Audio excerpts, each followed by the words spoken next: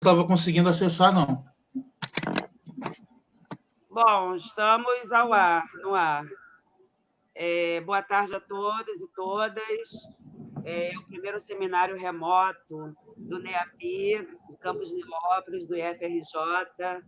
É um prazer estar com vocês aqui. Quero muito agradecer a presença do nosso companheiro, amigo Januário Garcia, né, nosso convidado, que vai falar hoje para a gente, é um seminário, ele vai falar para a gente sobre o ativismo e a fotografia, né? E Janu é um homem negro que vem já há mais de 40 anos registrando, né, o cotidiano dos negros brasileiros e brasileiras nas suas lutas sociais, econômicas, políticas.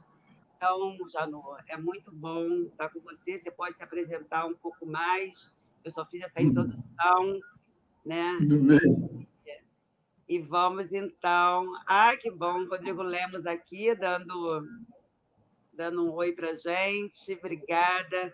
Quero falar para vocês que o NEABI, parte do NEABI está aqui, a professora Andréia Mota, que é professora de português, de literatura, do FRJ Campus Nilópolis, professor Arthur, que é professor de física, nosso querido, que faz um trabalho lindo, que ele vai falar para a gente um dos próximos seminários remotos, sobre a questão da Covid e a intervenção que eles estão fazendo, né? Um projeto pioneiro lá no Campus Nilópolis. O professor Arthur não, já falei, o professor Afonso é professor de História, nosso querido, né? Trabalha com as populações indígenas no nosso núcleo. É muito bom, Arthur, contar com você. Professor Cláudio, que é professor Bispo, que é professor de matemática, né? Professor das licenciaturas também, né? Muito bom a gente mostrar que o NEABI de Nilópolis, do FRJ de Nilópolis, está participante, né? Está atuante, né? Então, isso dá para a gente, ainda mais que essa questão, essa temática racial das instituições de ensino superior, são temáticas caras para a gente, são desafios que a gente, no cotidiano, enfrenta, né? Por conta não só do racismo estrutural, mas por conta da sociedade, né? Do racismo psicológico, do racismo religioso. Nossos alunos, que são alunos que professam as religiões de matrizes africanas, enfrentam, são os recadinhos no banheiro, né? Preconceituosos. Então, a gente, com a NEABI, a gente tem uma proposta de fazer com que o ambiente escolar se torne mais acolhedor, né, mais democrático, mais inclusivo e mais respeitoso, né? Então, vamos passar agora para ouvir o Janu, né? Queria que o Janu ampliasse a sua apresentação. Seja bem-vindo, meu querido, meu amigo de mais de 40 anos. Vamos nessa. Bom, gente, é uma satisfação muito grande estar aqui presente com vocês, atendendo o convite da Rosália, que eu não poderia deixar de atender, essa relação de amizade que a gente tem de tantos anos, né? E, para mim, é uma satisfação muito grande estar por aqui. E vou falar sobre essa questão da fotografia e o ativismo da fotografia, né? Mas eu entendo que essa fotografia, ela não é simplesmente um ato mecânico de pegar a câmera e mirar, fotografar, ou pegar um celular, fazer... Não, ela é baseada numa série de algoritmos, né? Algoritmos que durante a vida a gente aprendeu a lidar com eles, né? Na realidade, nossas avós, nossas mães, algumas, ou quase a maioria, foram empregadas dessa branquitude, né? Foram empregadas domésticas, né? E elas aprenderam a fazer uma leitura da maneira de ser, agir e pensar. Elas participaram da vida cotidiana dessa branquitude porque elas é que lavavam os pratos sujos deles, os banheiros sujos deles, as roupas sujas deles. E elas foram fazendo observações e foram entendendo isso, e aos poucos, na nossa educação, elas foram passando isso para a gente. Então, a gente, de um modo geral, entende hoje o olhar do racista, o gestual do racista, a maneira como se comporta o racista. Não precisa nem de dizer que não é racista, porque a gente sabe quando é racista, né? A gente permanentemente sabe disso. Por que a gente sabe disso? Porque a gente vive permanentemente preparado para encarar essa situação. Ou seja, a gente está no ônibus e, de repente, a gente tem uma sensação que aquele ônibus vai ser assaltado. A gente não sabe por quê, mas sente aquela sensação de que vai ser assaltado. O que ocorre com a gente? Imediatamente, começa a produzir adrenalina. O organismo vê aonde partes do nosso corpo não precisa tanto de sangue e pega esse sangue e joga para os nossos músculos, porque sabe que a gente vai precisar do músculo para fazer qualquer tipo de reação. E assim a gente fica na expectativa. O que eu quero dizer com isso? Que essa expectativa, que todo dia que eu saio, eu acho que eu vou encontrar alguém na primeira esquina, na segunda esquina, no ônibus, na porta do banco, numa loja, para me discriminar. E eu tenho que estar preparado, politicamente, existencialmente, para encarar a atitude racista, para eu não me desequilibrar, para eu não me desconstruir. Então, essa minha fotografia, ela é isso que eu vivo todos os dias todos do mês, os meses todos do ano.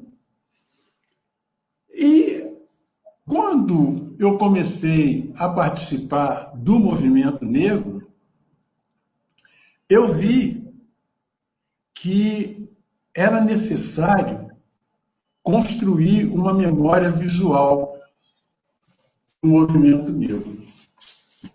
Era necessário criar uma memória visual porque existe um lugar comum que diz que o negro não tem história, que o Brasil não tem história, essas coisas que sempre falam por aí, né?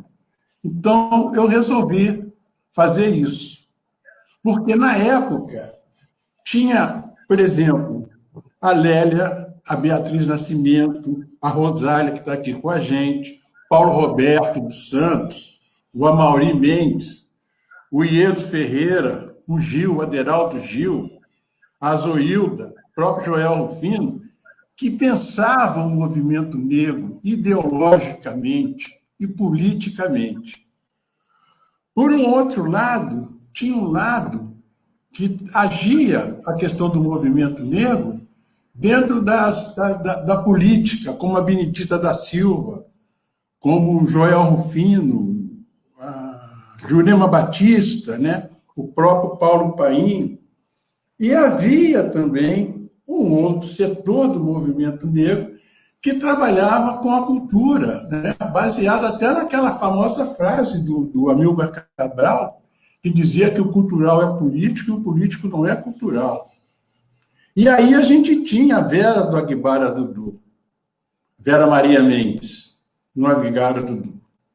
Tinha o Filó de Oliveira, com a equipe do Som Grand Prix, que implantou o Black Rio, aqui no Rio de Janeiro, nós tivemos o Lulu Araújo, que se consagrou como um dos maiores produtores de cultura de matriz africana no Brasil. Posteriormente, foi presidente da Fundação Palmares.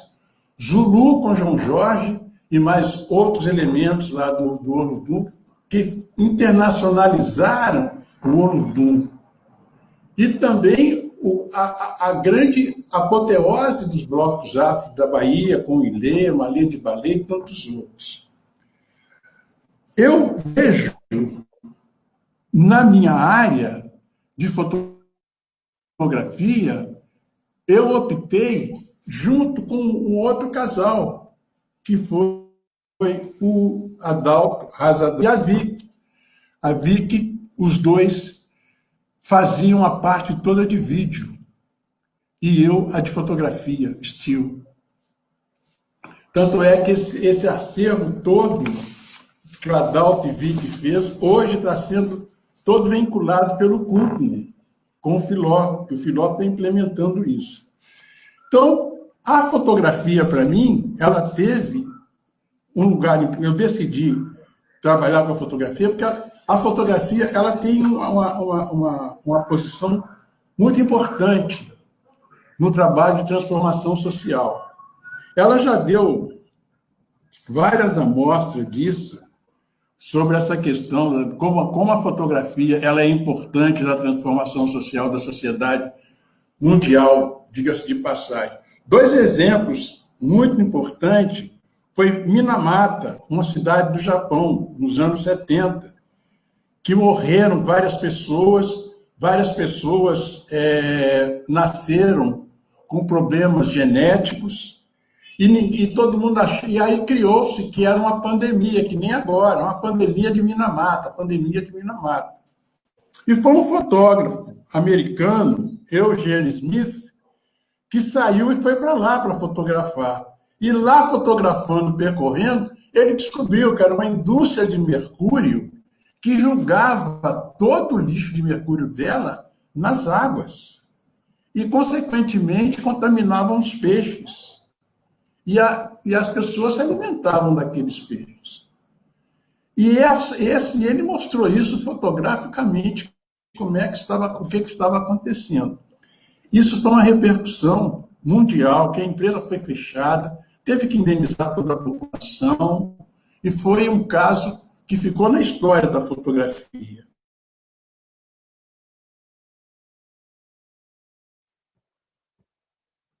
Uma outra história também, Knut foi um fotógrafo que, com a foto dele, deu início ao fim da Guerra do Vietnã. Ele fotografou uma garotinha correndo pela rua, nua, uns 9, 10 anos, que ela tinha sido atingida por bomba de napalm. Então, ela vinha correndo, ele fez aquela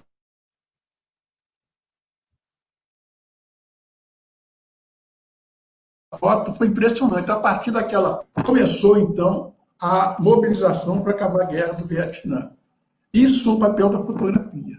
Quando eu optei em fazer a memória do movimento negro, a memória visual do movimento negro, foi em função de que a gente poderia, no futuro, ter uma memória para que possamos efetivamente mostrar o caminho que nós percorremos para atingir o que nós estamos atingindo hoje. Durante esse tempo, eu vi com tranquilidade que o racismo que a gente enfrenta é uma coisa que, para nós, é muito evidente e que não é evidente para a sociedade que domina. Ocorre um fato interessante que, muitas vezes, na minha área de trabalho, que eu trabalhei muito com publicidade, eu vi como é que a fotografia é tratada, como o negro é tratado na publicidade. Nas redações de jornais, com relação às fotos que os chefes de redações costumam colocar. Eu sempre trabalhei nesses lugares todos, nunca trabalhei de carteira assinada, porque eu nunca quis ser funcionário, porque como funcionário eu não poderia nunca reclamar das questões.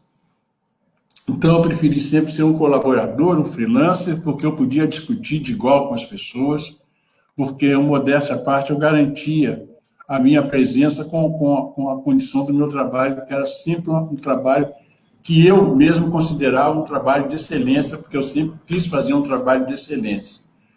Então, quando a gente, enquanto fotógrafo, enquanto militante negro, que a gente enfrenta essas situações, a gente percebe uma coisa que é um reflexo dessa sociedade em cima do trabalho que a gente faz. Então, normalmente, o fotógrafo negro e a fotografia negra não é uma fotografia negra, é um pressuposto do olhar de um fotógrafo negro, porque não existe uma fotografia negra na realidade. Então, esses nossos pressupostos, quando a gente apresenta uma fotografia, é sempre julgada a partir de um olhar eurocêntrico do diretor de criação, do diretor de redação, de tudo, que a gente possa passar a nossa fotografia e ter uma outra pessoa que vai decidir sobre ela, não negro. Que a gente tem que discutir e mostrar por que aquela fotografia é daquele jeito, por que ela tem que ser assim, por que ela não é do jeito que a pessoa está querendo. Então, quando eu coloco para vocês que o ativismo com a fotografia é uma coisa muito legal, muito importante, porque a gente consegue, em vez de palavras, colocar a imagem, e a imagem fala por si. Porque a questão básica que a gente tem é a maneira com que a gente enfoca determinadas situações, que a gente vê uma situação que é altamente racista, que a gente vê que é altamente agressiva, e a gente consegue, na realidade, mudar isso. Ah, está botando foto aqui, né? Essa foto que vocês estão vendo aí é uma foto da marcha de 1983 do movimento negro. Foi assim uma das marchas interessantes que a gente fez na Avenida Rio Branco. Não sei se vai colocar outra. Vai, não. Então, vai colocar outra? Vai seguir? Ou eu continuo na minha fala? Continua na sua fala. Ah, então tá. Não, porque aí que eu estou vendo a foto, eu não sei se eu vou ter que discorrer sobre a foto. Vai explicar por que a razão da foto. Falou sobre o ativismo e a foto que marca uma imagem. Essa imagem dessa foto de 1983 é muito interessante para a gente, né? Perfeito. Né? Mas eu botei só porque eu fiquei empolgada com a sua fala. Você é empolgada? Então, voltando aqui, né? Acontece que, durante essa época do movimento negro, nós tivemos vários momentos difíceis no trabalho da fotografia. Muitos momentos difíceis. Naqueles atos que a gente fazia na Cinelândia, nos anos 70, por exemplo, tinha grandes dificuldades, porque naquela época a Polícia Federal nos cercava o tempo todo. O que acontecia? Naquela época a gente tinha a Lei de Segurança Nacional. E o racismo estava enquadrado na Lei de Segurança Nacional, artigo 22, inciso 2. Não podia falar, reunir, discutir racismo. Era crime de segurança nacional. Era preso por subversão. Mas a gente era um pouco abusado. A gente ia para a rua assim mesmo, sabendo das consequências. E chegava na Cinelândia, a gente fazia os nossos atos públicos. A nossa mobilização era uma mobilização que a gente fazia, que a gente tinha o nosso Zap, a gente tinha o nosso Facebook, nós tínhamos todos esse instrumental. Como? Oralmente. Nós tínhamos uma coisa chamada Correio Nagô, em que a gente combinava que ia ter uma determinada mobilização e cada um saía dizendo para o outro, e o outro dizia para o outro, o outro dizia para o outro, e quando chegava a hora, estava todo mundo lá. E assim a gente realizava os nossos atos. Eu sabia, como eu era fotógrafo naquela época, eu era fotógrafo de jornal também, e eu sabia perfeitamente como é que os federais agiam, e eu já conhecia pela experiência de estar fotografando atos políticos, mobilizações, essas coisas todas. O que eu fazia? Era a época em que a gente trabalhava com filme, e eu levava alguns rolinhos de filmes vencidos, ou pegava filme velho, enrolava no cartucho do filme e levava uma parte. E levava uma parte de filme para fotografar. E, normalmente, o que acontecia? Eu fotografava, legal, as coisas que eu queria, tirava da máquina, dava para a Lélia e pedia a Lélia para guardar, e a Lélia dizia, onde eu vou guardar? Eu dizia, na calcinha, por favor, não bota no bolso não, porque se te prender eu estou perdido. E a Lélia ficava guardando os meus filmes. E aí, resultado, eu colocava um outro filme na câmera que não valia nada e me afastava um pouco da turma para fotografar de longe, aonde vinham os federais e me cercavam, tomavam a minha máquina, abriam, tiravam o filme que estava lá, fechavam a máquina e me entregavam. E ficavam sorrindo para a minha cara. Agora, mal sabia eles que aquele filme que eles estavam pegando não tinha nada. Que os filmes que eu estava fotografando estavam lá no meio do povo, guardados com Lelita.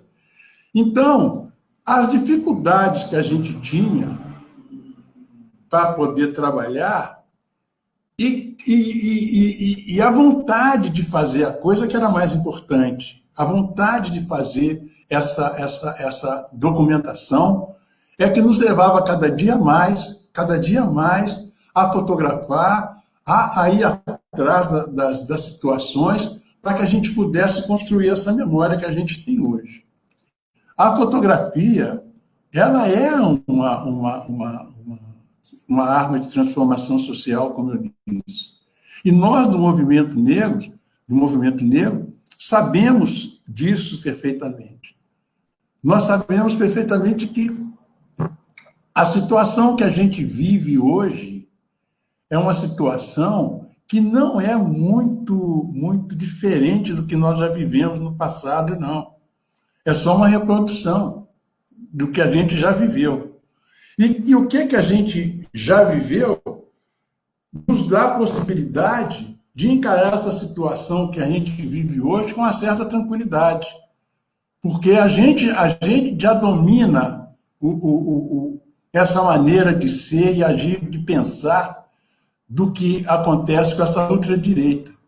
Porque a gente sempre, nós negros, sempre vivemos num sistema de exclusão da sociedade.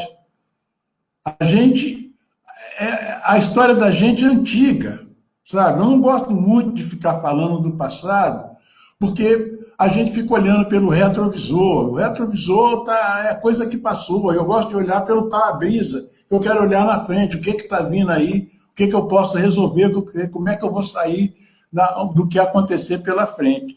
Mas, certas horas, a gente tem que ver que a gente evoluiu muito em relação ao que nós enfrentamos no passado e que estamos enfrentando hoje. E que é muito importante para a juventude de hoje entender isso. Em 1987, fizemos uma viagem para os Estados Unidos, aonde estava a Sueli Carneiro, aonde estava o Filó, Carlos Alberto Medeiros, Benedita da Silva também estava nessa delegação. Eu não estou me lembrando todo mundo, era uma delegação de umas 8 pessoas. E a gente foi para os Estados Unidos conversar com as organizações afro-americanas sobre cotas e um programa de ação afirmativa. Em 1987, a gente estava discutindo ação afirmativa e cotas nas universidades, que é um programa de longo prazo, que só veio vingar agora, nesse início de século aí que começou a vingar. Mas essa conversa já vem de muito tempo. E tantas outras coisas de uma história recente que a gente tem que trazer para a juventude que está aí ter uma compreensão de como é que, o que nós fizemos, o que deu certo, o que deu errado, para aperfeiçoar. Na nossa época, a gente se baseou, Abdias Nascimento se baseou, veio trabalhando dentro dos pressupostos da Frente Negra Brasileira, criou o Teatro Experimental do Negro, desenvolveu o Teatro Experimental do Negro, e nós chegamos e partimos de que o Abdias fez do Teatro Experimental do Negro, e graças a Deus Abdias estava vivo. E nós pudemos conversar com ele pôde conversar conosco, ele pôde nos ensinar muita coisa, ele pôde nos mostrar muitos caminhos. Então, é importante que a gente vá resgatar trabalhar e conhecer um pouco da continuidade da nossa história. A gente não está começando nada, a gente não está criando a roda já existe. Então, era isso que eu queria colocar e estou aqui pronto para responder as perguntas. Muito obrigada pelas suas falas iniciais, Januário. Eu queria, antes de passar uma questão para você, eu queria que perguntasse à equipe do NEABI tem alguma colocação a fazer com essa sua introdução nesse seminário remoto. Aí você, se quiser falar, abre o microfone, tá? Eu queria perguntar, Rosália. Ok. Oi, Januário, obrigado mais uma vez pela aula. É o seguinte, me tocou quando você falou que a história, né, das estratégias, né, nos tempos da ditadura, né, a questão do rolo do filme, e também você falou que agora vocês conseguem lidar um pouco melhor com essa questão da ultradireita. Você acha que você percebe um retorno das ações de cerceamento, de censura para as artes, especialmente para a fotografia, sobretudo essa fotografia que é ligada ao ativismo? Atualmente você percebe esse retorno ou realmente ainda conseguem atuar bem nesse sentido?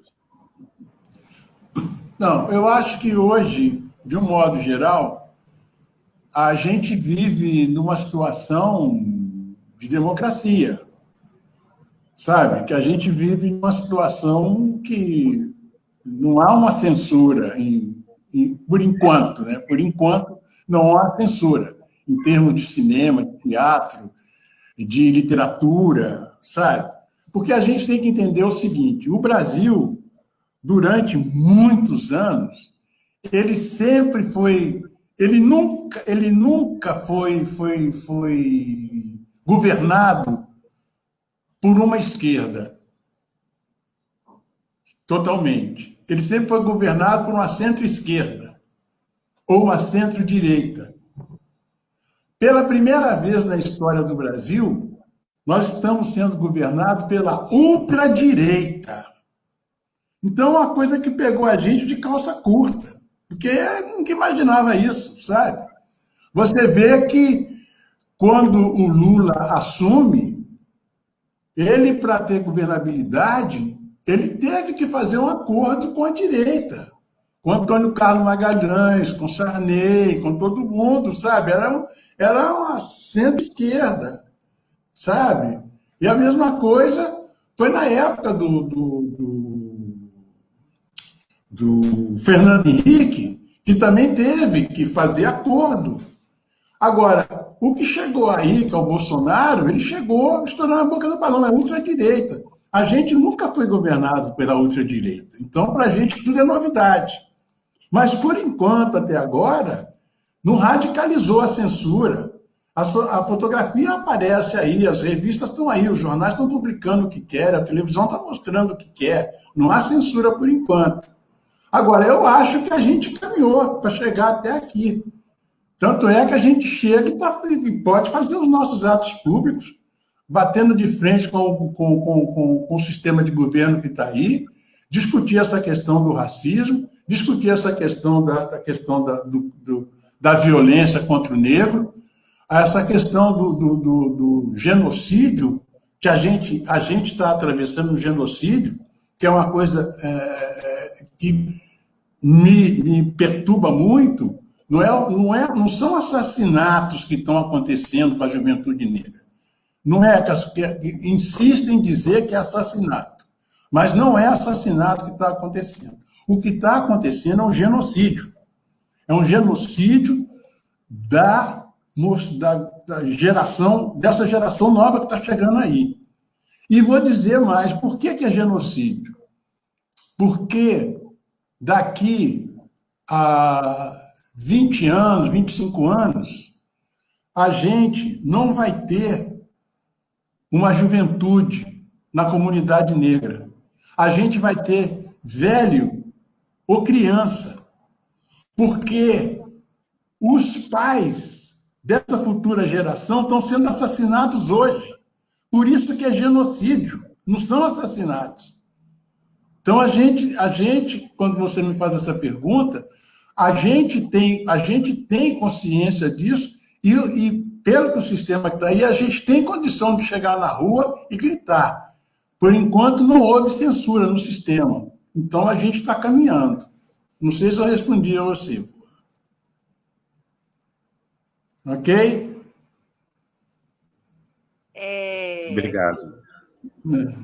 Alguém quer perguntar mais?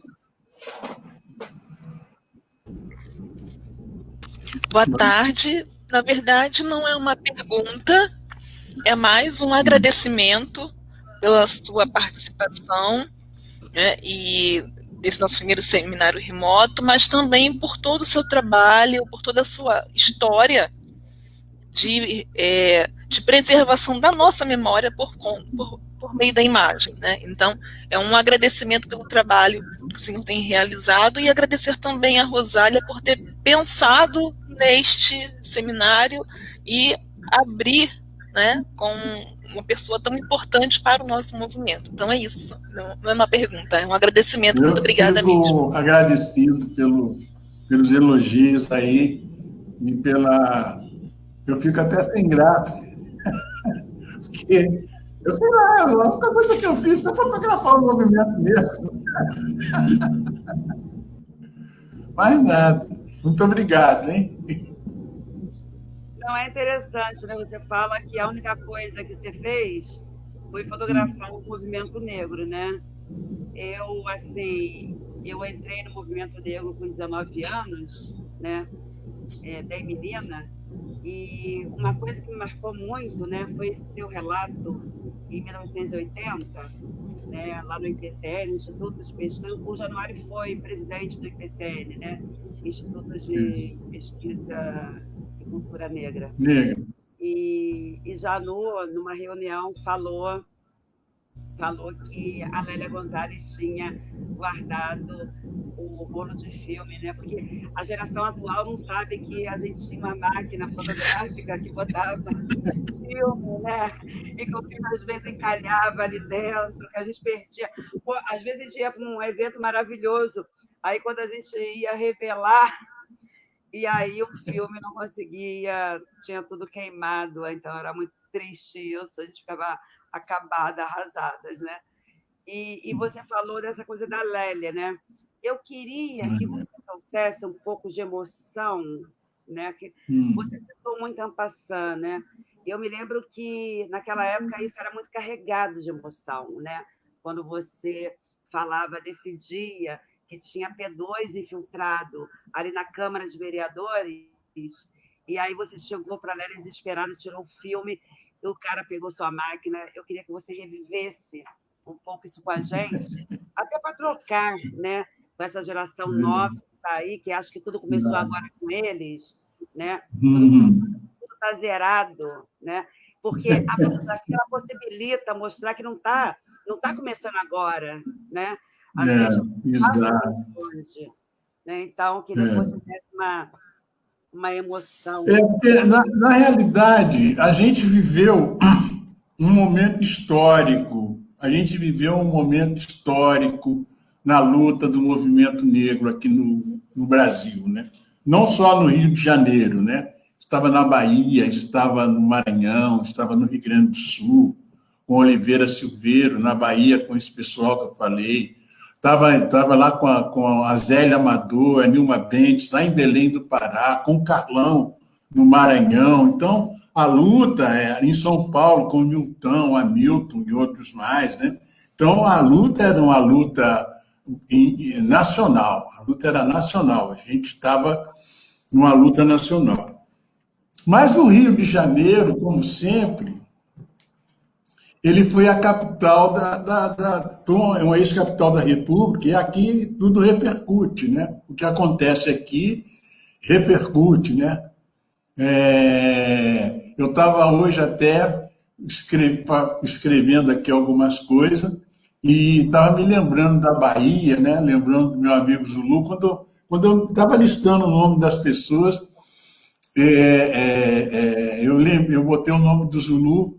E o Zulu é um cara muito baiano mesmo, né? Aquele baiano arraigado, regional, sabe? Aquele baiano que primeiro a Bahia, depois a Bahia e depois a Bahia de novo, né? Eu tava pensando assim, puxa vida, o dia que eu encontrar com o Zulu, eu vou dizer, olha, ele fez uma live outro dia muito bonita, eu gostei muito da live que ele fez. Aí eu vou falar e aí na live dele ele só falou nos baianos, mais ninguém, só os baianos. Eu falei, tá certo. Depois eu reclamei isso com ele. Aí eu queria falar para ele, que depois, que eu pedi a ele para ver essa live aqui, eu não sei se ele está vendo, mas eu pedi a ele para ver, que eu quero dizer para ele, como eu estava pensando, que a Bahia foi a primeira em tudo. Primeira capital, primeiro, tudo foi a primeira. Então, o baiano acha que ele é primeiro em tudo também, né? Aí eu falei, bom, a gente deu um upgrade, a gente não está fazendo live, a gente está fazendo seminário virtual. Eu vou encarnar no Zulu sobre isso. Vamos fazer um seminário, faz live, a gente faz seminário virtual, meu amigo. Eu vou encarnar nele depois, né? Mas, voltando, né, eu falei isso porque o Zulu foi uma dessas pessoas incríveis também nos anos 70, né? Com a gente, na luta com a gente. Então, quando a gente estava nos atos públicos, a gente tinha que tomar muito cuidado, porque a polícia estava penetrando no meio da gente. Agora, eram policiais brancos? Não. Eram todos policiais negros também.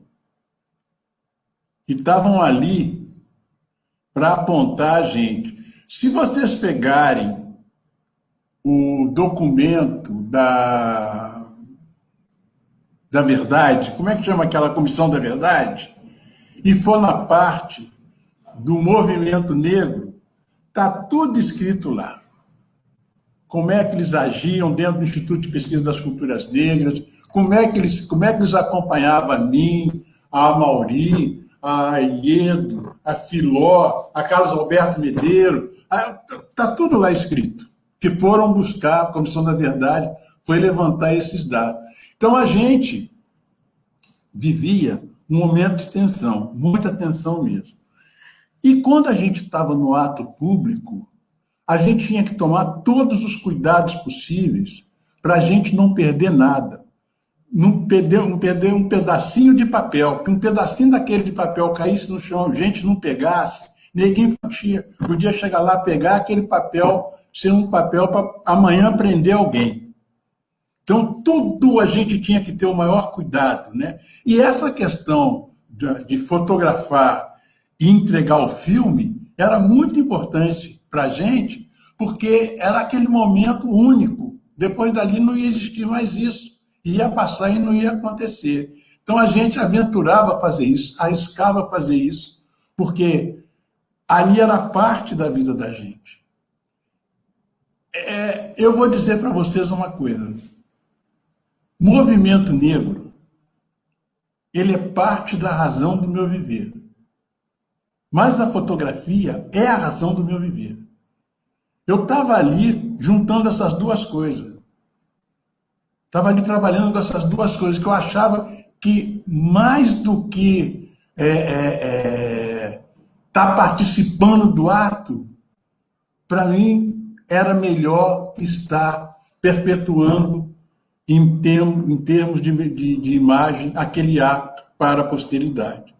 Então, eu vejo que as nossas relações naquela época, dos anos 70, 80, 90, a gente tinha uma coisa muito forte de sentimento, porque a gente tinha um projeto de libertação, a gente queria desconstruir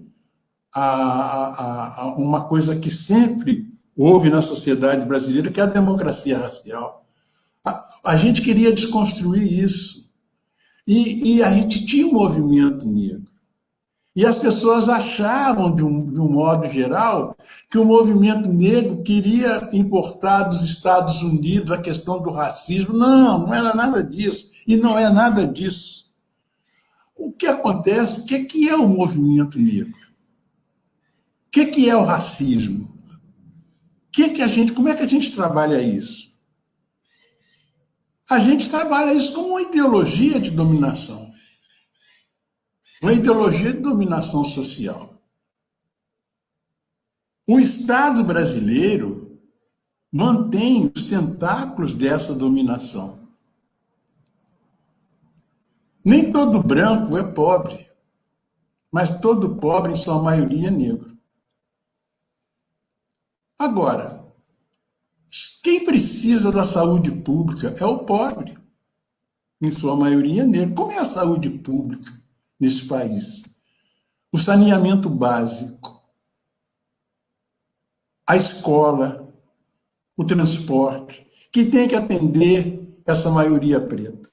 Então, o Estado mantém isso, não dá saúde para a gente, não dá um saneamento básico para nossas crianças crescerem sem estar pisando naquelas valas imundas e não ficarem doentes, não nos dá uma escola onde a gente pode desenvolver uma cidadania plena, pensar plenamente. E a gente, de um modo geral, encara isso com uma situação bastante diferente do que está aí dizendo que isso é uma coisa social, que é comunidade carente. A gente não tem comunidade carente. O que a gente tem são comunidades economicamente oprimidas, que precisa de projetos de desenvolvimento social. O que a gente precisa é que o governo... Veja bem, eu nasci em 1943. Eu estou com 77 anos. Meu pai, se me teve com 25 anos, ele nasceu por volta de 1920, por aí. Se o meu avô teve com 25 anos, nasceu em 1895, meu avô. O meu bisavô, com menos 25, nasceu em 1860, por aí. Então, veja bem, ontem, minha família era escrava. 1860, minha família era escrava. Ontem.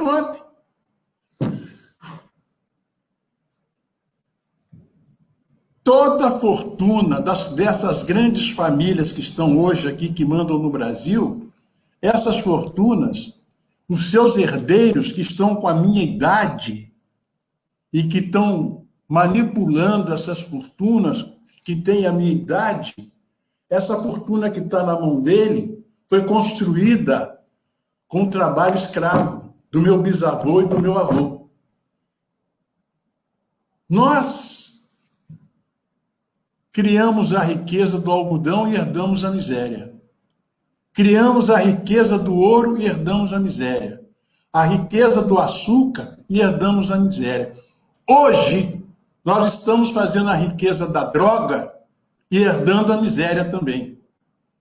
Então, é preciso uma lei, a gente tem que fazer força, criar um projeto de lei, fazer abaixo-assinado, para que a gente possa taxar, pelo menos em 2%, 3%, as grandes fortunas brasileiras que foram construídas com trabalho escravo e aplicar em programas sociais nas comunidades economicamente oprimidas.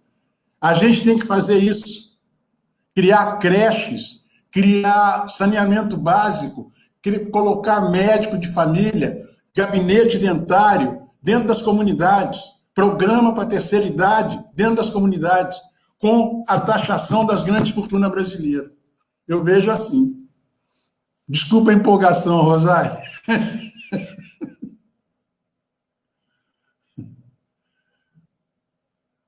Amei. Nossa, eu fiz doutorado em políticas sociais, né? Então eu sei como é caro, né, a ausência de políticas públicas, políticas sociais para a nossa comunidade, né? Se a gente observar os indicadores sociais, todos os indicadores sociais apontam para a necessidade, para a emergência, né, de políticas sérias, né? Tem uma coisa que eu conversei essa semana, não sei se foi com você, Janu, mas eu conversei essa semana sobre a questão das políticas públicas. Elas não podem ser políticas de governo, elas devem ser políticas de Estado, porque Claro. ao disque racismo, né? A gente sai, o governador Garotinho com Benedita da Silva, o disque racismo se perde no próximo governo, né? E o disque racismo era uma instância dentro da segurança pública do Rio de Janeiro que não só capacitava o policial para ter uma ação, né, respeitosa, respeitando os direitos fundamentais da população negra, como também oferecer atendimento psicológico, social e jurídico para quem sofresse violência racial, né? Então, a gente vê hoje essa coisa descambando como está, né? A polícia é muito mais frenética do que era antes, né? Mas ela sempre foi frenética em relação à população negra, mas é porque falta a gente garantir políticas de Estado, né? É essa luta, né? Você viu a nossa ação agora rápida, né, que a gente conseguiu, enquanto ativistas negros que estamos nas universidades, né, nos institutos federais, quando o ex-ministro falou que ia acabar com cota na graduação, rapidamente a gente mobilizou nossos reitores e rapidamente todos eles deram nota dizendo que iam garantir, mesmo com o decreto do reitor, a política de cotas para pós-graduação. Isso tem a ver com a nossa luta, porque a gente vai para a academia e fica falando mal da gente, e a gente começa a falar difícil. Não, a gente tem a linguagem, a gente tem a linguagem do gueto, da favela, e a gente também tem a linguagem da academia, porque é assim que eles não respeitam lá dentro. Senão a gente passa uma mera neguinha lá dentro, um mero neguinho lá dentro. Essa que é a luta nossa, né? Fazer com que a nossa política de cotas seja garantida independente do ministro que esteja, do presidente que esteja ou a presidenta, né? Eu queria perguntar aos meus amigos do NEABI se querem fazer uma colocação, né? Querem fazer uma pergunta ao Januário, porque eu queria também passar para o... Não sei como é que está aí, Andréia, você que está na coordenação comigo, no chat, se tem alguma pergunta no chat, que a gente poderia também estar passando para o Janu, para ele estar comentando, né? Tem muitas pessoas aqui com a gente, né? Pessoas queridas. A gente está procurando botar os comentários, né? Quem quiser ir comentando, pode ir comentando. Quem quiser fazer uma pergunta, pode fazer. E a gente, enquanto o NEABI, também pensou de fazer uma certificação para quem estivesse assistindo a esse debate. Rosário, me dá um minuto, só um minuto. Para botar um adendo no que você falou, um minutinho só. Quando você falou essa coisa de Estado de governo, né? Eu acredito que, para a gente não tem que combater o racista, porque o racista também ele é transitório.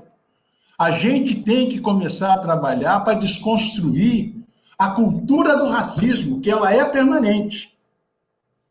Essa é a questão básica da nossa luta, a desconstrução da cultura do racismo e não combater o racista. O racista daqui a pouco foi embora. Era só isso que eu queria colocar. Não, muito interessante. Não, ótima colocação. Eu estou cansada desses brancos e os negros. Nossa, esse povo que se acha preto, mas aí quem sofre a dura da polícia somos nós, quem é chamada de puta somos nós, mulheres negras.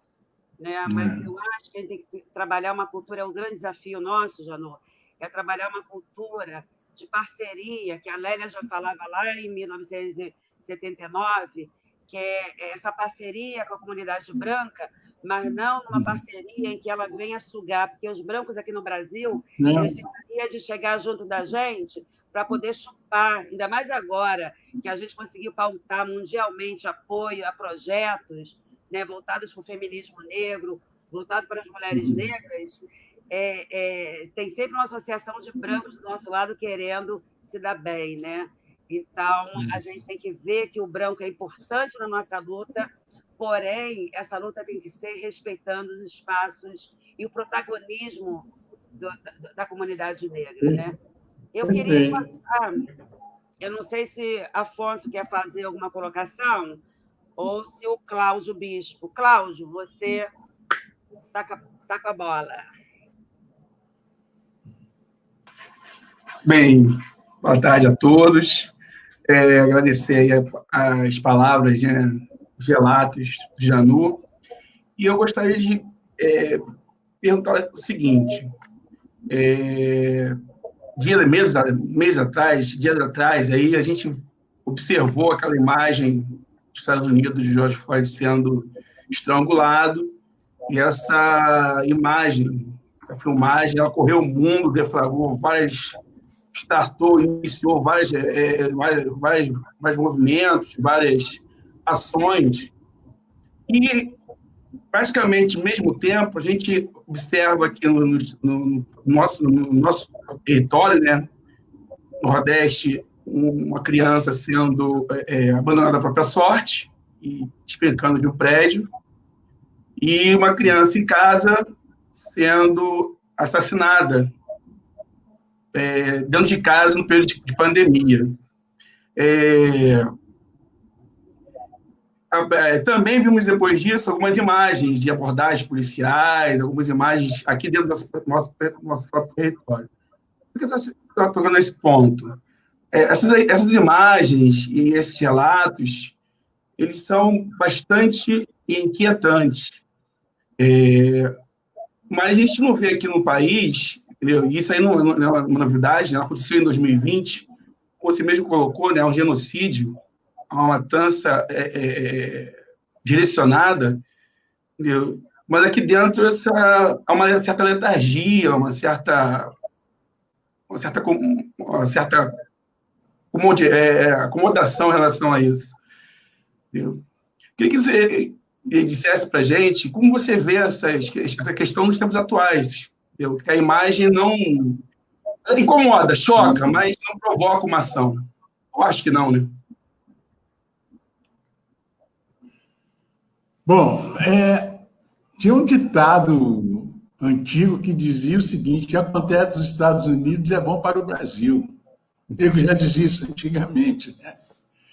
Eu vejo o seguinte: são coisas bastante diferentes, bem diferentes mesmo, porque eu não comparo muito a situação do negro americano com a situação do negro brasileiro, porque o processo lá foi um processo bem diferente do que aconteceu aqui. Lá tiveram a segregação racial e aqui nós tivemos a discriminação racial.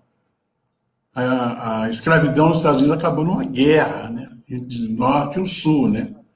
E assim que acabou a guerra também, os negros foram agraciados com um boi e um acre de terra para começar a vida, né? Coisa que não aconteceu aqui no Brasil, de forma alguma, né?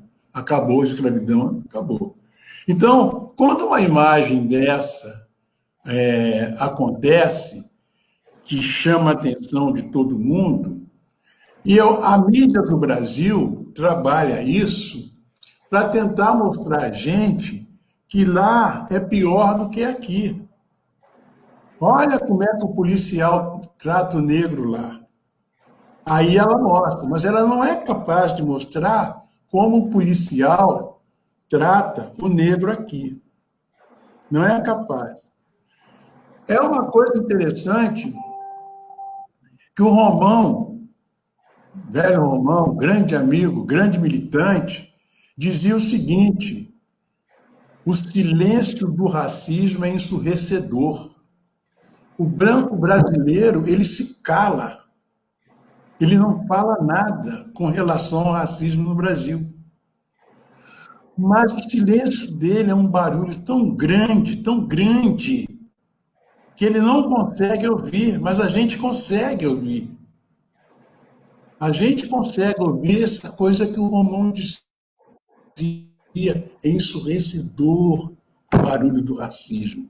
O Romão dizia, o racismo dói. E realmente dói. Realmente fere a gente. Então, quando a gente vê uma mobilização, aí começa a ter uma mobilização aqui com relação ao racismo, mas já mete uma coisa de partido político, já mete uma coisa de fora Bolsonaro, fora não sei, sabe? Não é uma coisa voltada a dizer, olha, estamos aqui para lutar com vocês contra o racismo. O branco brasileiro, que é engraçado, que é branco aqui no Brasil. Eu já viajei por grande parte da Europa e Oriente Médio.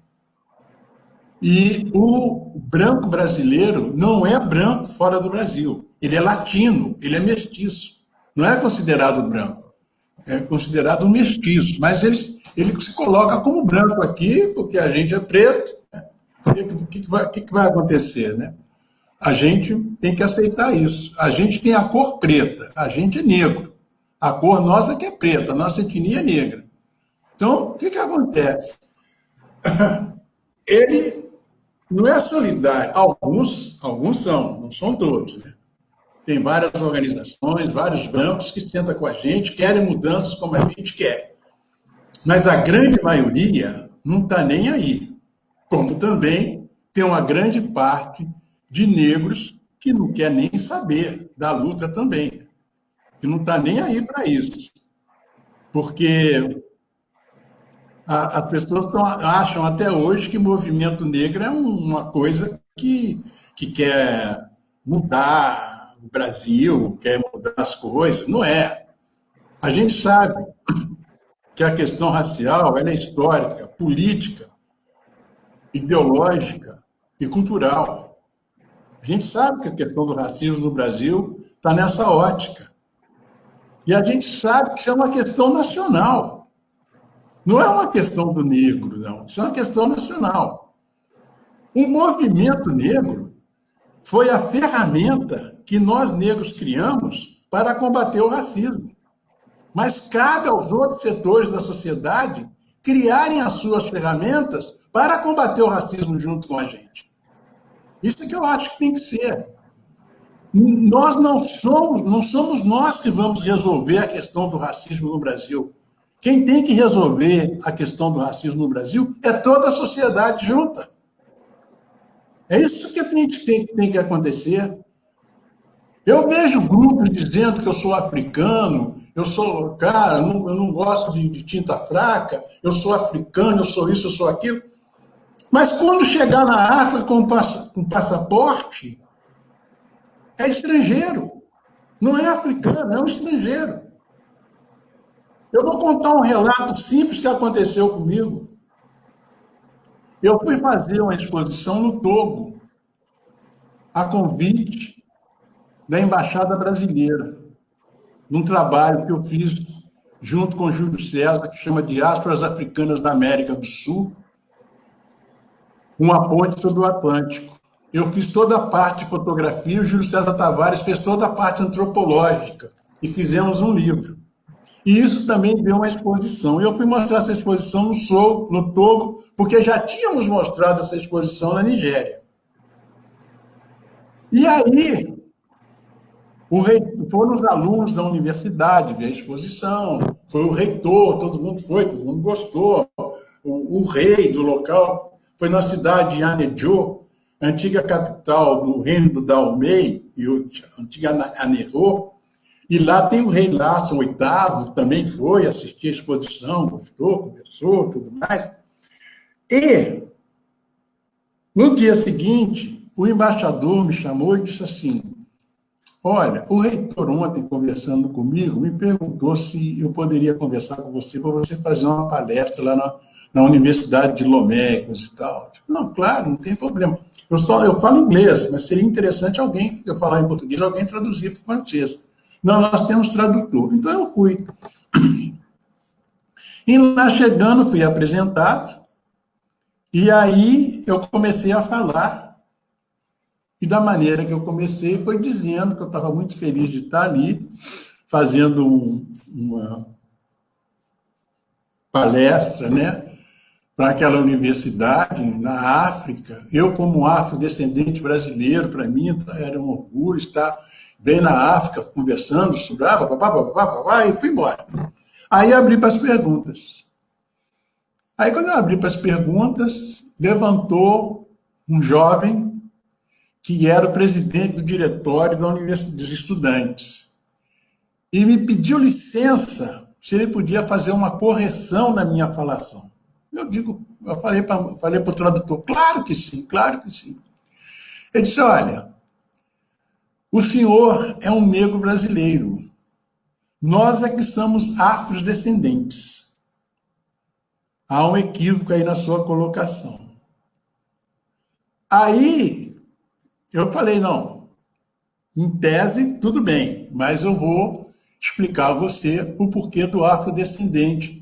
E expliquei ideologicamente, em termos de Brasil, o que significava o afrodescendente. Foi quando eles concordaram plenamente comigo. Mas a coisa básica foi essa.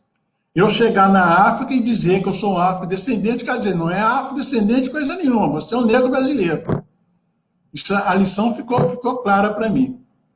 Então, a solidariedade que a gente não tem aqui no Brasil, essa coisa de não nos serem nossos parceiros, achar que nós vamos resolver sozinhos, não vão. Porque o movimento negro é essa ferramenta que eu falei. É a ferramenta que nós negros criamos para combater o racismo.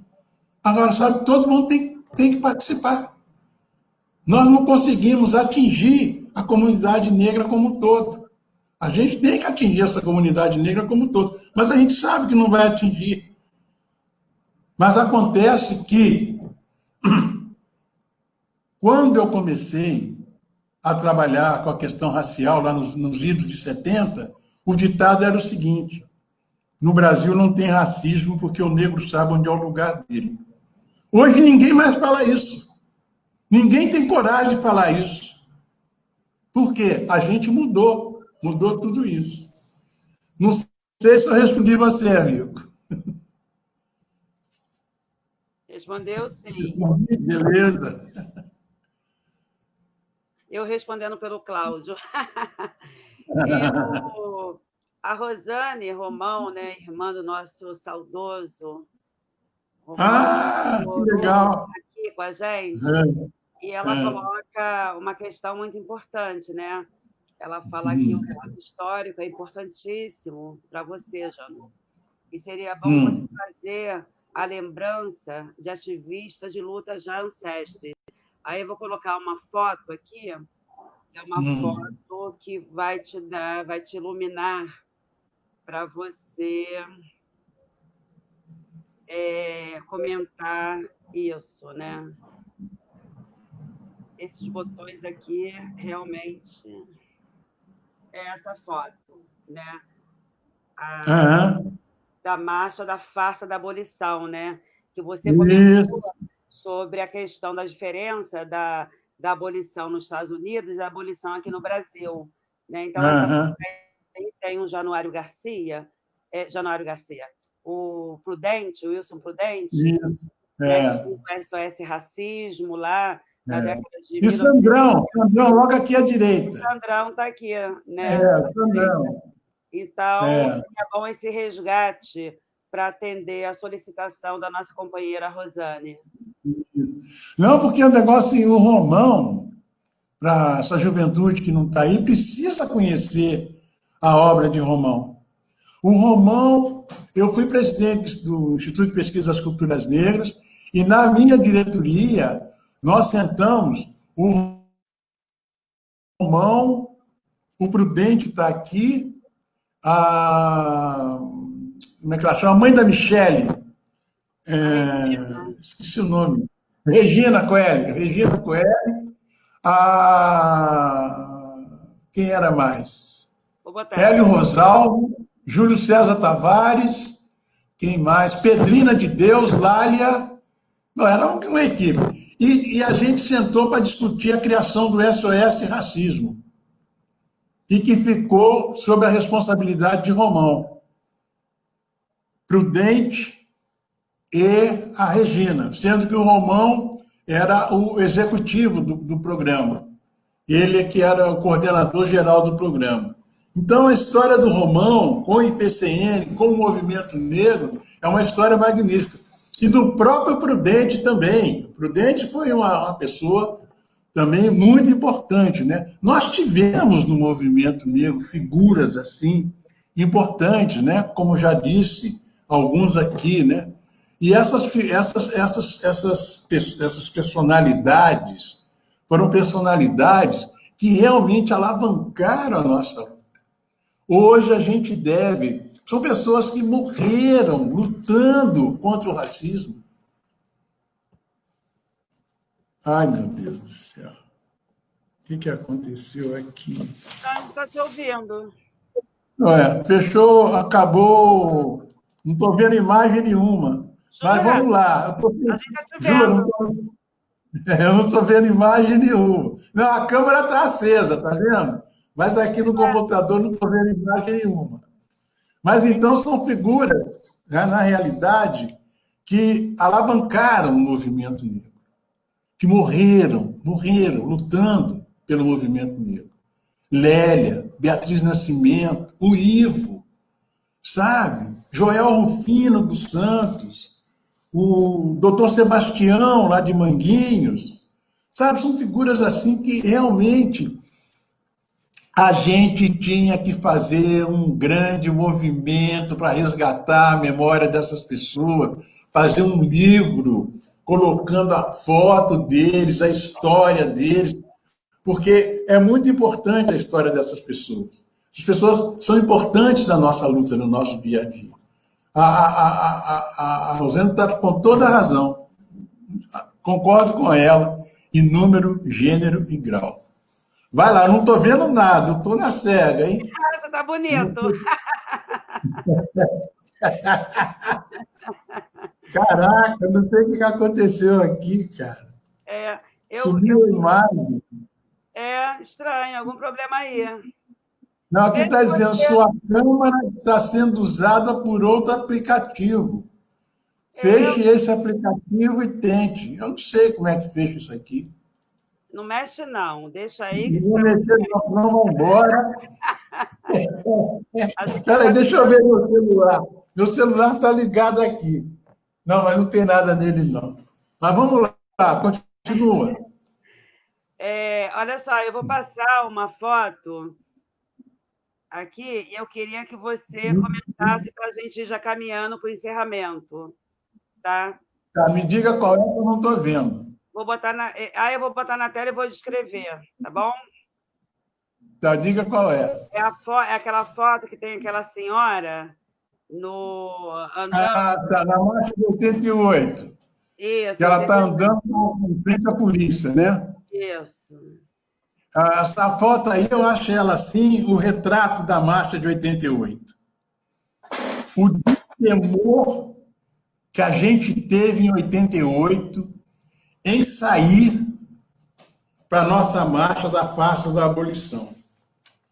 Porque havia uma questão que não sei como surgiu, que a gente queria fazer a marcha da Candelária até o Monumento de Zumbi, e surgiu uma questão que a gente ia chegar em frente ao Panteão de Caxias e ia fazer alguma coisa, porque Caxias foi o militar que mandou os negros para a Guerra do Paraguai sem armas, sem nada, e morreram muitos.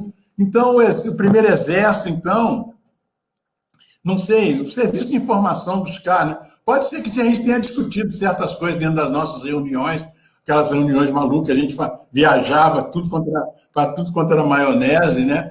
Pode ser que um desses caras que estava lá, que era da repressão, que a gente não sabia, fez algum relatório dizendo que a gente ia fazer isso. Então, nesse dia que a gente foi sair com a marcha, o exército todo veio para a rua. A polícia militar toda veio para a rua. E não queria deixar a marcha sair de jeito nenhum. Foi um momento muito tenso mesmo. E acabou que teve um momento que a coisa estava que o general chegou, nós estávamos numa reunião, o general falou que não ia sair, eu fui obrigado, que aquela era presidente do IPCN, eu fui obrigado a dizer para ele que nós íamos caminhar até onde o racismo do Exército permitisse, mas que nós iríamos caminhar. Aí foi uma coisa assim, de bate de frente mesmo, né? Aí, essa foto, ela traduz muito aquele momento, aquele clima que a gente estava vivendo. Essa senhora de uma certa idade e passando, enfrentando essa barreira de policiais com escudos e cacetete, sem medo, altiva, olhando para frente e para cima. Essa foto aí, ela retrata bem aqueles momentos que nós vivemos lá. E foi a coisa mais incrível, porque foi logo a abertura política e foi a primeira manifestação pública de peso que o Exército veio para a rua com aqueles carros de combate, veio com tudo em cima para prender e impedir a gente de sair, mas não impediu. Nós já fomos bem melhor, eu acho. Tudo bem?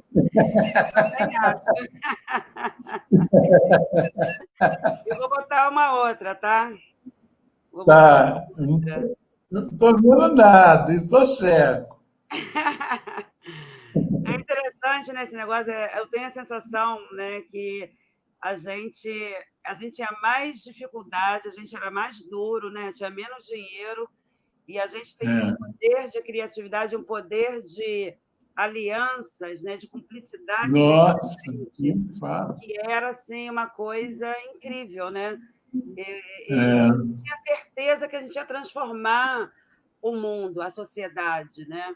Não, a gente transformou. Mas eu vejo hoje a gente com esses recuos, né? De avanços, de conquistas nossas, todo esse massacre com a população quilombola, esse massacre com a população indígena, né? Essa coisa da depredação da Amazônia.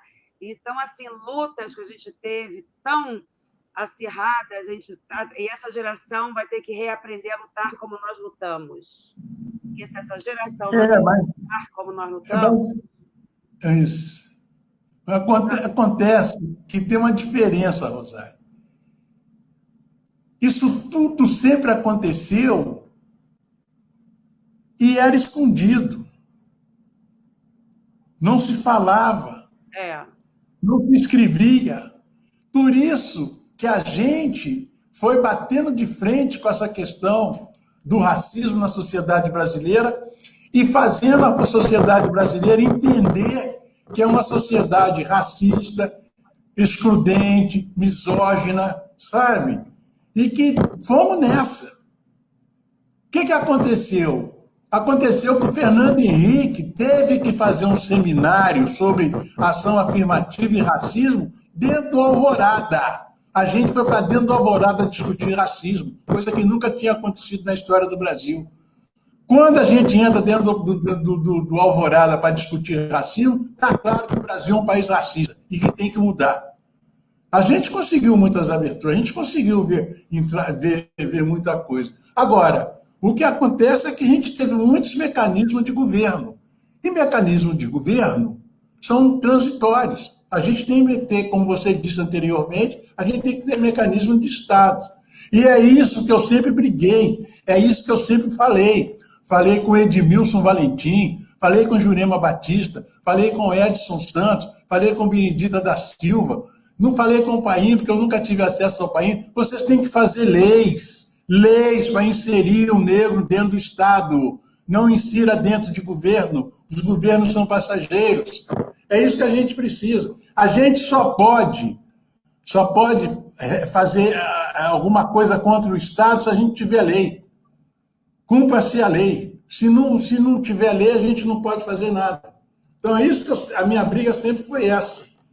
Para que a gente tenha um organismo de Estado, que a gente tenha as nossas leis no Estado, que serão leis... É o caso da Fundação Palmares. A Fundação Palmares foi feita por quem? Quem assinou a Fundação Palmares? Quem criou a Fundação Palmares foi o Moura, no programa da abolição, em 88. Mas ele, inteligentemente, fez a Palmares, esse organismo de Estado. Porque quem é que estava como ministro da Cultura naquela época? Era o José Aparecido. E o José Aparecido entendeu que era importante criar um organismo de Estado. E levou para Sarney.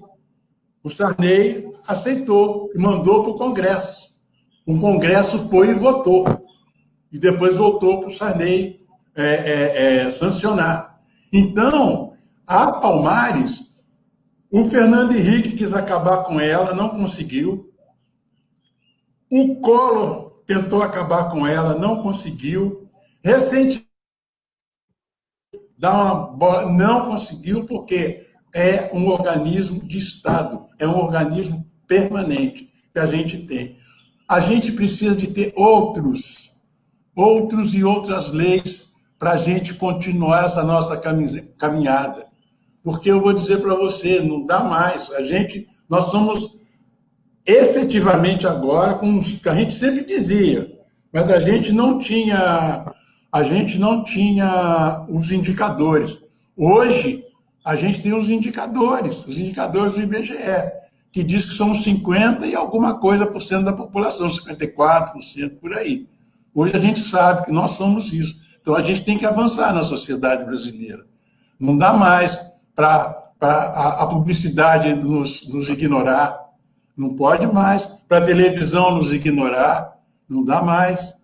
A gente tem que começar a trabalhar essas questões, porque, para a gente, esse país, ele não nos merece pelo que ele fez conosco, mas a gente não desiste dele. Nós não desistimos do Brasil, porque a gente sabe que aqui está sendo construída a civilização do terceiro milênio. Aqui está sendo construída essa civilização. Ok? Ok. Eu queria pegar com você a foto da vinda do Mandela, né? Essa que eu estou botando, porque a nossa luta enquanto movimento negro no Brasil, ela não era uma luta que se restringia apenas ao território brasileiro, né? A gente tinha uma luta com links entre os negros europeus, os negros americanos, e eu vejo, né, que nosso posicionamento firme em relação ao fim do apartheid, ele marcou muito a nossa luta aqui no Brasil, né? Eu me lembro que, em 1985, no terceiro encontro latino-americano feminista, né, das mulheres latino-americanas e do Caribe, eu estava presente enquanto Nizinga, e a gente aprovou dentro do Nizinga uma moção, está no registro desse relatório, né, dessa publicação, que as feministas brancas fizeram uma publicação, e tem uma foto lá nossa, né, lendo a nossa moção em relação ao repúdio ao apartheid. Eu queria que você falasse, né, pegando essa parte que você, fazendo esse link da Fundação Palmares, que hoje tem um negro da Casa Grande que nega a própria existência do racismo no Brasil e que faz o enaltecimento em relação à escravidão, né? E que nega o papel do movimento negro, não só ele, como a Glória Maria, outro dia no programa do Bial, como você vê esse processo histórico do nosso movimento, essas lutas que vai para a questão universal e essa contradição na fala desses negros que estão à frente, ou da grande mídia, como é o caso da Glória Maria, ou à frente de uma fundação que foi fruto da nossa luta, né? Então, uma coisa que se transformou em política de Estado virou um problema para a gente, né? Olha, Rosário, a questão é o seguinte, a questão dessa foto aí do Mandela foi quando ele esteve aqui no Brasil, no Rio de Janeiro, esteve no Brasil aqui no Rio de Janeiro, nós do Movimento Negro fizemos uma mobilização para homenageá-lo aí na passarela do samba, e foi essa multidão, né? Mas antecedendo a essa vinda de Mandela, já havia as nossas manifestações anti-apartheid diante do consulado da África do Sul, que funcionava ali na Rua Voluntários da Pátria, quase chegando na praia de Botafogo. E havia uma rua que eles tinham que cruzar todo dia para chegar no consulado. Nessa ocasião, nós conseguimos, com a prefeitura, uma mobilização. Eu estou querendo me lembrar o nome do prefeito, mas eu esqueci o nome do prefeito. Marcelo Alencar? Não, muito antes do Marcelo Alencar. Jorge Rezende era o vice dele. O Jorge Rezende, que era Saturnino Braga, isso aí. O Saturnino Braga, nós conseguimos com ele que essa rua que o cônsul e toda a equipe do Consulado da África do Sul tinha que passar, mudasse o nome para a Rua Nelson Mandela, ali em Botafogo. E assim foi feito. Então, o que aconteceu? A gente, antes mesmo do Mandela chegar aqui, a gente já estava trabalhando essa questão do racismo. Por um outro lado, havia também o IPCN, que trabalhava as questões, e havia também a Sociedade de Intercâmbio Brasil-África, que era o SIMBA, onde tinha o Amauri, tinha o Aderaldo, tinha o Iedo, tinha a... Falei com ela ontem no telefone. Cabeça de... Hã? A idade. Não, você sabe quem é. Que agora ela é mãe de santo, esqueci o nome dela. Falei com ela ontem. Maria Moura? Não, Maria Moura não. Suzete Paiva. Falei com ela ontem. A Suzete. E eles trabalhavam a questão da solidariedade, as lutas de libertação na África. Porque naquela época a gente vivia num sistema de ditadura e a ditadura apoiava os colonizadores africanos. E nós, do movimento negro, apoiávamos a luta de libertação dos africanos. A gente estava nessa aí. E nessa luta de libertação estava também a questão do apartheid, né? Aonde o Nelson Mandela chegou aqui no Brasil e a gente homenageou. E a gente tinha várias celebrações ligadas à África do Sul, como o dia 21 de março, aquele massacre de Soweto, e tantos outros momentos que a gente trabalhou. Essa questão da solidariedade com a África, a solidariedade com a libertação da África, e também com a luta dos direitos civis dos Estados Unidos. Tanto é que o Stockley Carmichael veio para o Brasil, ficou aqui com a gente um certo tempo, foi para a Serra da Barriga, visitou o IPCN. Então, a gente tinha essas conexões internacionais, porque a gente está dentro da diáspora, né? E a gente sabe a importância que tem a diáspora para todos nós, porque à medida em que a gente está conectado, eu pude ver agora com esse livro que eu fiz com o Júlio César, Diásporas Africanas na América do Sul, uma ponte sobre o Atlântico, aonde eu fotografei as comunidades negras, não só aqui do Brasil, mas do Peru, da Venezuela, do Suriname, da Colômbia, da Venezuela, da Argentina e do Uruguai. Então, há uma expectativa grande dos negros na América do Sul com relação a essa questão da diáspora. E é interessante que nós, negros brasileiros, somos os únicos que falamos português. A América do Sul e a América Central toda fala espanhol. Nós somos os únicos que falamos português.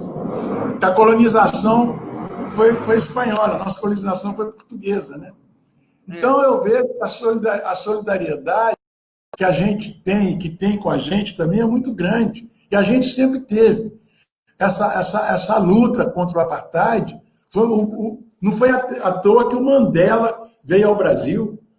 Quer saber? E aqui também tinha um grupo de africanos que era comandado pelo Comáfrica, que era uma instituição de uma mulher negra que era sul-africana e casada com outro brasileiro, e eles comandavam o Comáfrica, que era uma instituição ligada à questão do apartheid também. Então, a gente tinha essas ligações, essas conexões com a África, e tinha essas conexões com a América do Sul e conexões com a Europa e a América do Norte.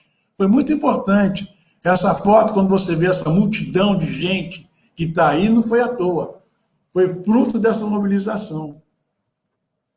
Ok? Tá ótimo. Eu agora coloquei a foto da Marcha das Mulheres Negras. Eu vou botar aqui o banner dela, que ela é a foto, a última foto de 2019, né? Lá em Copacabana, que a gente faz. Há uma multidão. É uma multidão de mulheres na marcha, né? Isso, lá em Copacabana, de 2019. Isso. Eu queria que você fizesse então esse link, já que a gente sai de toda essa tradição de ação política nacional e internacional, para ir pegando essa questão, né, das reivindicações, porque a nossa marcha, eu fiz até minha tese de doutorado, ela é também sobre a Marcha de Mulheres Negras, né? E a gente pega toda uma questão de uma pauta, né? E a marcha não trouxe uma pauta só para a mulher negra, trouxe uma pauta para a comunidade negra. Como você, né, fotografando ao longo desses anos a nossa marcha, como você vê esse movimento, né, essa questão da autodeterminação das mulheres negras dentro do movimento negro, né, e criando um próprio movimento, que é o movimento de mulheres negras e o feminismo negro. Olha... só quero falar uma coisa antes, por favor. Tudo bem. O Adalto, que está aqui com a gente, né? A Josiane Peçanha, que está com a gente, a Josiane Ribeiro também, o Ricardo Romão, a família Romão hoje está em peso, coisa linda, né? Já falei da Rosane, o Birajara, que está aqui lembrando também, viajando com a gente, a Cláudia Nascimento, uma fofa, querida, né? Já passou um aluno, não sei se nosso aluno está aí, que é o Sandro, me orientando. Muito bom, Sandro, ver você. Isso pode contar como atividade para você, tá, meu amor? A Mauricéia Gil também. Né? Então, pode ir, Janu, eu já falei. Eu não falei, pode botar o nome de novo, a Celi, que eu já falei. Vai botar aí o Raiz Adalto, né? O Adalto está aqui com a gente. Não, mas o Adalto é visionário. Ele e a Vicky foram visionários como eu, pensando no futuro. Pensando no futuro. Vamos fazer imagem para o futuro. A gente tem que contar essa história. O Janu está contando a história dele com fotografia, vamos encontrar com vídeo. O Adalto e Vicky tá contando a história no vídeo, eu vou contar com a minha fotografia. E a gente saía pelo mundo, saía fazendo as coisas. E hoje o material que tem foi essa decisão nossa, com um detalhe que eu acho muito importante. Sem receber dinheiro de ninguém. A gente fez tudo com o nosso próprio esforço e as nossas próprias economias. Eu hoje tenho aqui um acervo de quase 40 mil fotografias que eu nunca pedi um tostão de projeto para nenhuma instituição me financiar para fazer foto. A mesma coisa aconteceu com a Adalto e aconteceu com a Vicky. A gente fazia porque acreditava e viu muito mais que acreditar, que a gente viu qual era a importância que tinha que fazer. Bom, vamos voltar à questão da fotografia e o movimento de mulheres. E não me surpreende, Rosália, essa movimentação das mulheres. Por quê? Historicamente, a comunidade negra, de um modo geral, sempre foi comandada pelas mulheres. As mulheres sempre esteve na frente disso tudo. Elas sempre tiveram uma visão.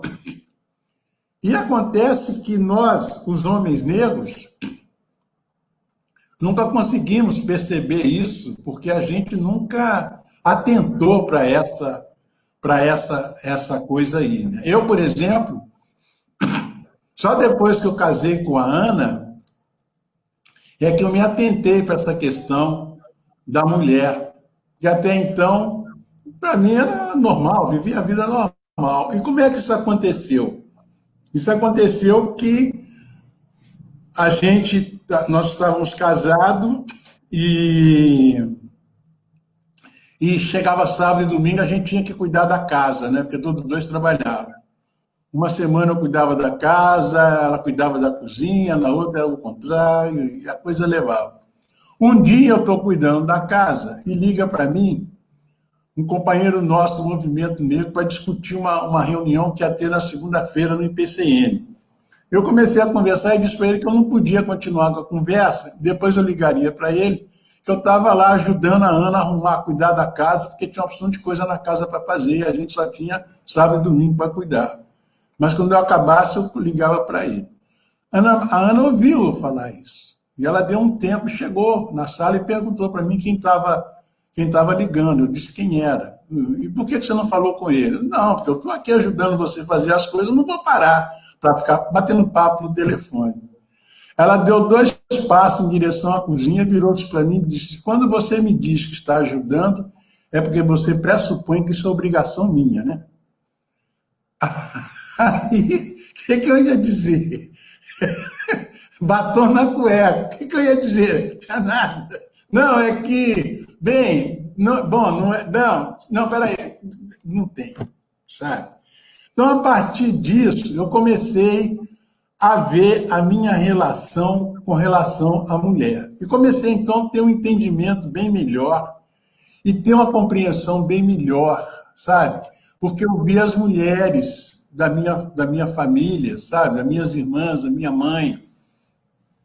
As mães de santos, aí, alorixás, que são mulheres famosas, formidáveis, mulheres que têm dezenas de filhos, sabe? E não precisa ter relações com o homem, ela tem a opção de filho. São meus filhos, e são filhos dela mesmo, sabe?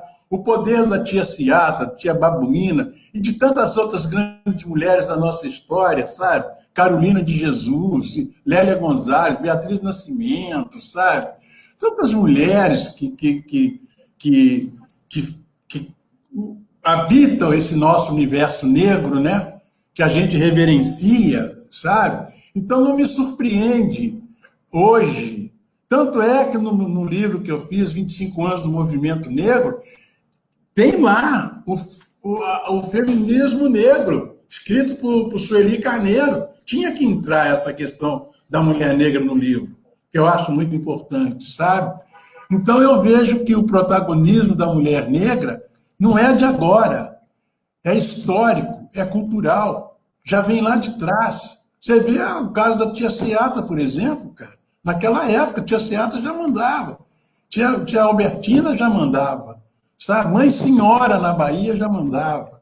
Então, é só uma questão de reconhecer, só uma questão de perceber a importância que a mulher tem na cultura, na nossa cultura, né? Aliás, a sociedade negra é uma sociedade matriarcal.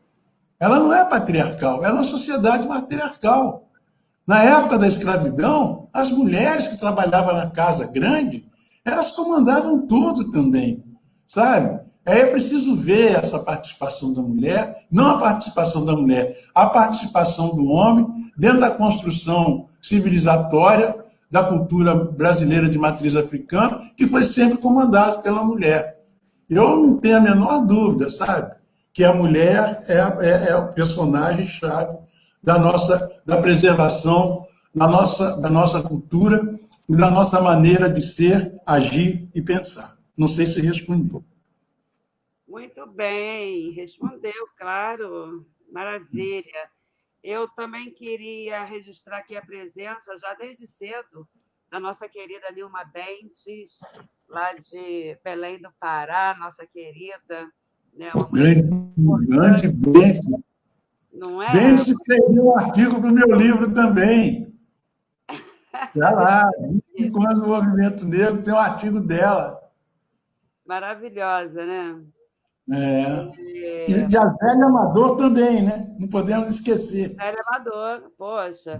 A Denise Barbosa, nossa amiga de tanto tempo, né? Do IPCM, do MMU, a Elis Risso, a Maurien, a Nádia Ribeiro, o Virgílio, o Jaime, que é fotógrafo também, Silva, Marcela de Paula, o Alexandre Pimentel, que é também do NEABI, que trabalha com populações indígenas, também está chegando para assistir, e a gente está terminando, porque a gente já está 1h35. Você falou que era 1 hora, hein? Eu falei que era 1 hora. Vai pagar pedágio. Eu tenho feito e tem demorado mais que 2 horas.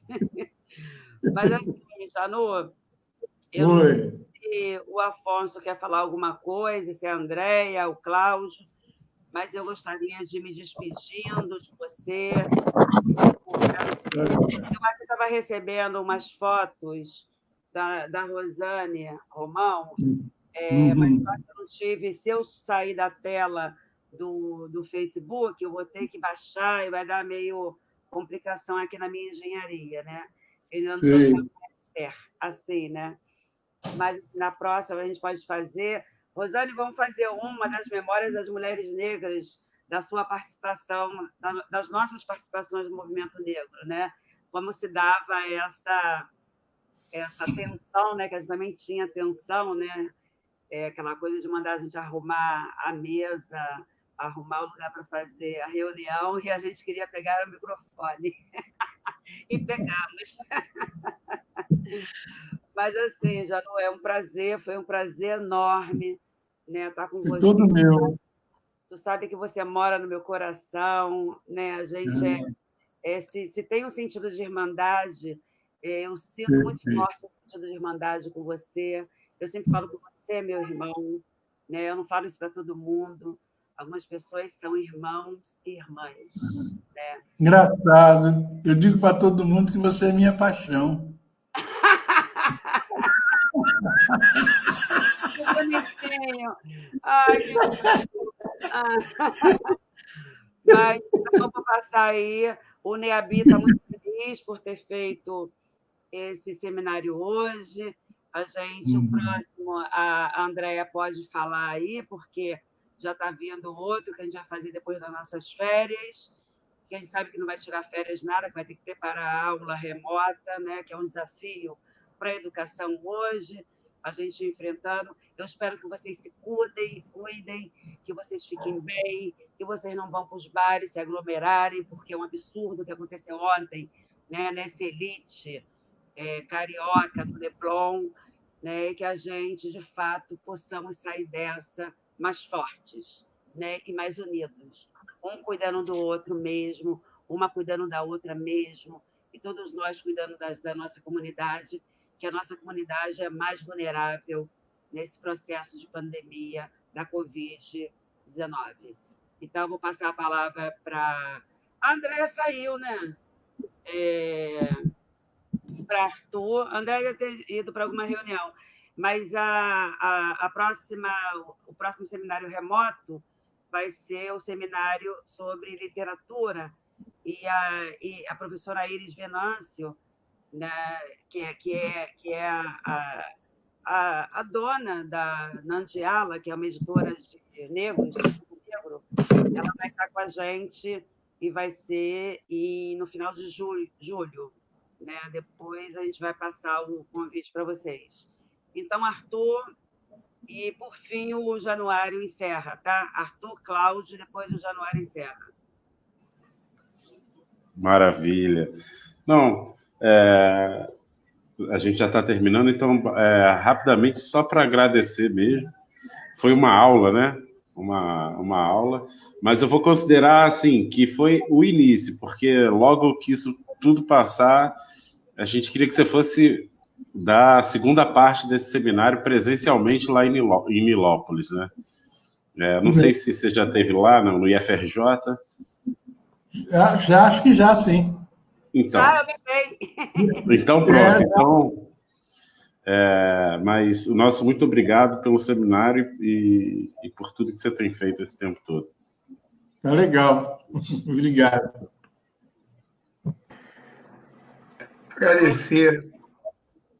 Agradecer a participação aí, o aceite ao convite da Rosália e o brinde, né, que nós tivemos com essas suas histórias, a sua memória, não só memória narrada, mas também visual, né, fotografada. Aquela sirva de inspiração e de caminho para nós continuemos essa caminhada aí de luta, né? O que é que se espera? Perfeito. Beleza.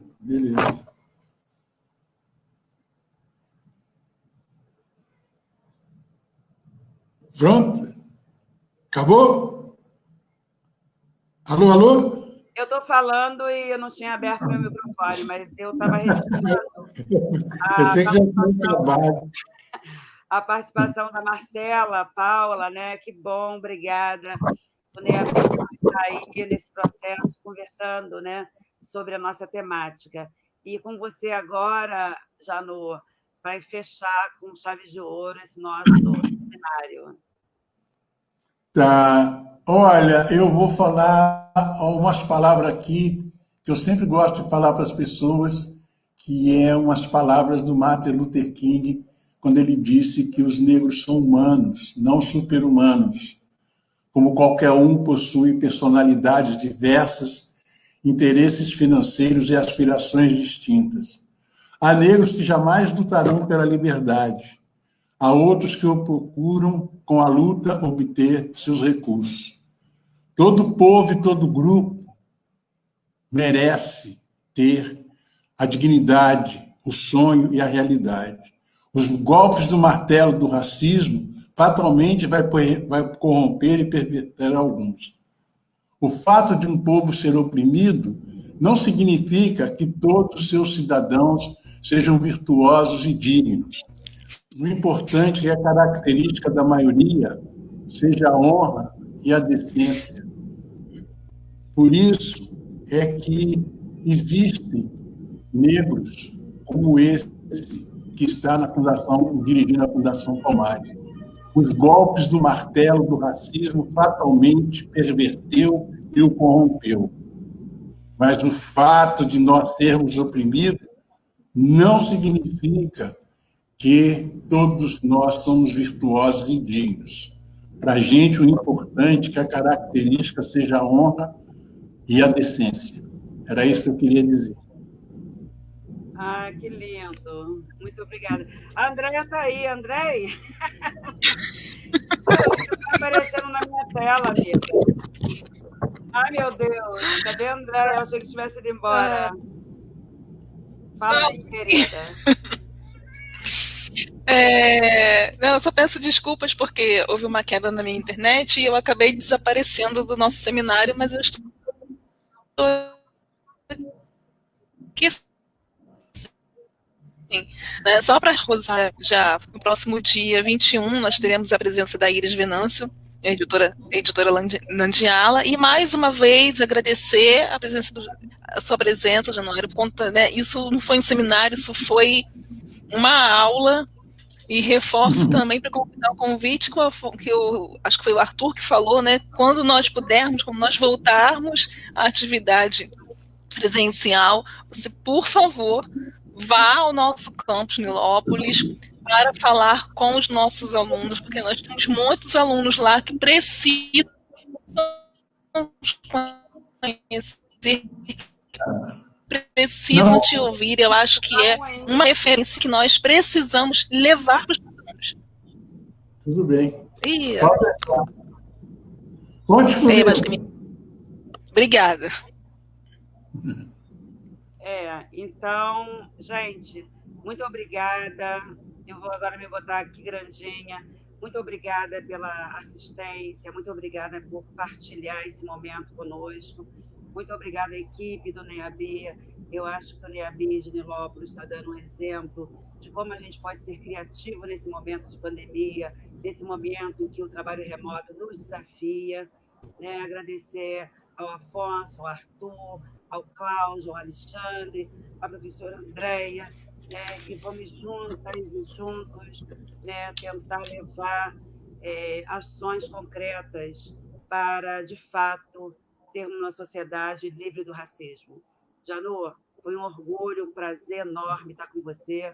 Muito obrigada, tá? Para mim também, foi ótimo. Gostei muito. Muito obrigado pela oportunidade. Beijo. Beijo. Tchau. Tchau.